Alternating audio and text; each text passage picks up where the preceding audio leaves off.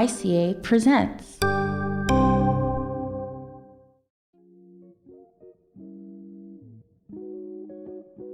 Hello, and welcome to the Digital Alchemy Podcast, a production of the ICA Podcast Network.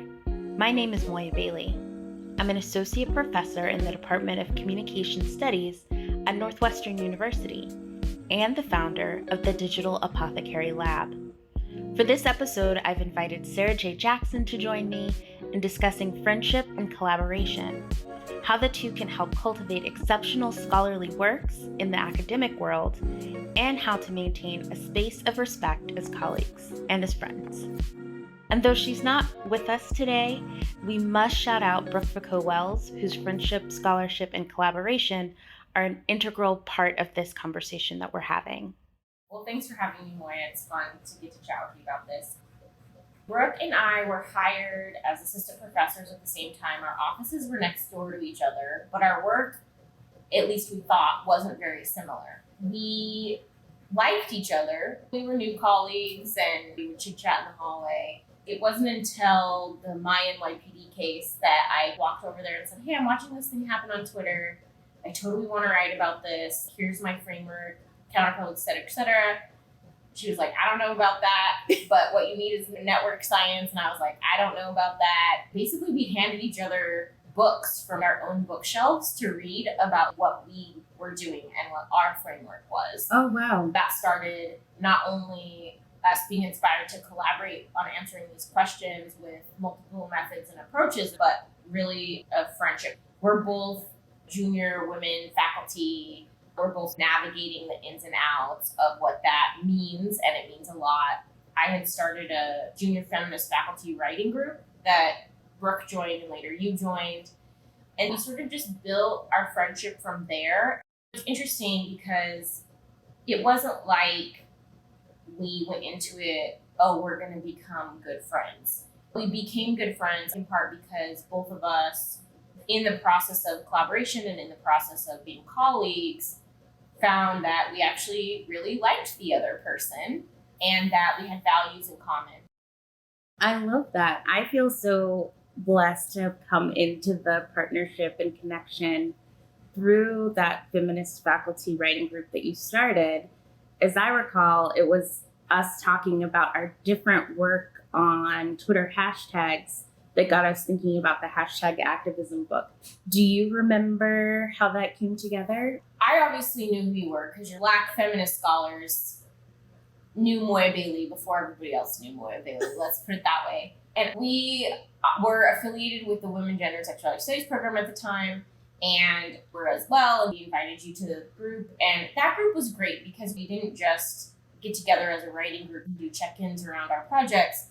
We also were very careful about curating it so that it was a safe space for queer, feminist, faculty, and women identifying and non-binary identifying people to come and vent about some of the things that they were experiencing that weren't about their research. Sometimes they were venting about things related to their research, but sometimes it was about something problematic that a colleague said, something that a student did that was hurtful, or other things. We had a Vegas rules policy that what happens in feminist faculty writing group stays there.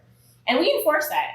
We were excited to have you in the group. Part of that was that because we found out that you were working on stuff around Girls Like Us, which was exciting. It wasn't just that we figured out we were working on some similar questions or we had some similar interests. We got to know you by being in the group, hearing about what you were working on, and discovering you're a lovely person who we love. I've been surprised by how often I get asked the question about how do you collaborate or how did we write a book together? And I found that sometimes people feel stumped about how to build these collaborations. This natural collaboration evolved. You and I, in Brooke's case, it wasn't that we cold emailed each other. It had nothing to do with what I would say is the capitalist idea of networking. It actually had to do with community building, where we cared about each other and learned about each other and knew about the hard things in each lives. We also discovered that we had similar intellectual interests and questions, and to respect one another's work and what each of us could offer to a project. Maybe it doesn't work this way for other people, but I try to always tell people, if you really want to be a collaborative scholar and you really want to work with other people, build community first. Mm-hmm. Build the spaces where community can thrive. Be a person that your colleagues can trust first. I think collaboration goes a lot easier than if the person you're collaborating with doesn't know you or doesn't know anything about your caretaking responsibilities or your personal journey. Such a good point. I wonder if you have any significant collaboration stories before the unique moment at Northeastern that made this collaboration possible. Well, I have to shout out my graduate school advisor, Catherine R. Squires, who I worked with in graduate school. She set a really good model for me on collaboration. She's a wonderful, generous scholar. I started working with her at Michigan. I moved with her to Minnesota during my PhD process. And I had obviously worked with her in the capacity of IT, research assistant, and teaching assistant, etc. But we did collaborate on a paper around the 2008 election. And she really showed me what collaboration looked like. In that case, I wasn't just her assistant being given tasks to do. We were really meeting, talking through ideas and exchanging concepts. She really encouraged me to have a voice and challenge things that she thought we should write. Catherine is also a person who very much modeled this building of community that I'm talking about in academia. That was the main collaboration I had that came before. Part of what had prompted me when I was at Northeastern to start that feminist faculty writing group was that I was missing a feeling of collegiality and of camaraderie and of relationship building. That's part of my politics in the world, building community and lifting as I climb, so to speak. We should be in this together. I did what sometimes you have to do, which is figure out how to create that for myself. And I'm really grateful that I did, because then it turned into our collaboration. Yes. What's so interesting about your story with Catherine is that it's a collaboration that is across different hierarchies that people normally assume are insurmountable in the academy. I'll say for myself, I was a little intimidated initially working with you and Brooke because you all were more advanced and closer to tenure than I was. When I met you all, I was just transitioning from postdoc to the tenure track. And I never felt from you all this sense that I was not a peer. And that was a really wonderful way to enter that collaboration. Thanks for saying that. I'm glad you felt that way. I think this is a touchy thing to navigate, and this is why the community building aspect is important. There are rank, status, hierarchy differences built into, for better or worse, the way the academy works. I do think that I tend to approach all professional relationships in a more casual, like we're all on the same level sort of way. For example, I learn so much from my graduate students every semester. They are reading for the first time something that I've read 10 times, but they say something I've never thought of before. I love that. I love learning from them. But you can't escape the fact that I'm grading them. There is a hierarchy there, Absolutely. Right? But I do think relationship and trust building really makes it much easier to see the way that a constructed idea. Do you have a favorite moment from our collaboration? I have so many favorite moments. The gift that you and I and Brooke had is that we were all at the same institution.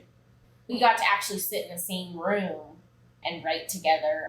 The relationships mattered. In a different professional setting, if someone who I didn't know really cared about me, loved me, and was my friend was like, oh, you're grumpy, you need food, I would be extremely offended. And it would be very unprofessional, right? Yes. I think that story is sort of micro example of the ways in which you can actually build community and friendship while you're doing the work. I think one of my favorites is from our one and only public event where we got to celebrate our book. Just being in that space together and seeing us inadvertently match in terms of our sartorial decisions, the care we took in terms of seeing our people show up for us, I thought was just a lovely representation. Even though this was an academic text, it was clear to me by who we brought and who was in the audience that we understood the work to be existing and possible because of our community relations. It was bigger than just our academic endeavor. We had organizers and activists in the audience, including Jean Larn, who contributed to the book. We had folks who are friends and community outside of academia and other professions. That's such a lovely memory. You can tell we've spent a lot of time actually in conversation with each other about these topics. When COVID first hit, the transition to virtual wasn't easy. We actually had all these wonderful book talks in community spaces that had been planned in various cities, and they were all canceled. But we might get to do it again. I wonder if you'll share the good news with the people. Brooke and Moya and I are going to write another book together. We're going to write a book called How to Write Together.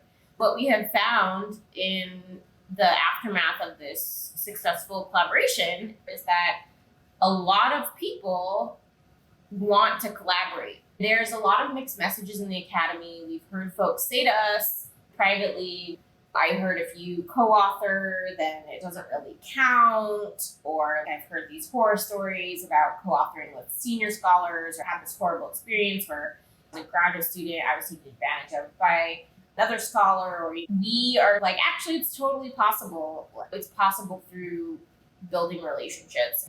Yes, there are best practices, there are do's and don'ts, but the three of us have decided that we're here for collaboration. I think we all three really strongly believe that the collaborations that we've done together were because of all three of us. We simply could not have produced the level of ethical, innovative, new, and important scholarship that we produced together without each other. Absolutely. Each of us was perfectly capable of studying online hashtags or discourse or politics or networks. We each had our niche, and we each could have written our own book called HashtagActivism. But the thing that we discovered is that we were able to study these hashtags and these topics through collaborative methods in a way that we think is more complete than if we had done it on our own. I think often about the fact that there's so many questions in the world that are important to answer that would be better answered through more collaboration, people thinking together. Thank you so much for taking the time, Sarah. It was such a pleasure to talk to you. Yes, absolutely. Thanks so much. Digital Alchemy is a production of the International Communication Association podcast network. This series is sponsored by the School of Communication at Northwestern University. This episode was produced by Danielle Christian and Joe Lampert. Our executive producer is Devontae Brown. The theme music is by Matt Oakley. Please check the show notes in the episode description to learn more about me, my guest, and Digital Alchemy overall. Thanks so much for listening.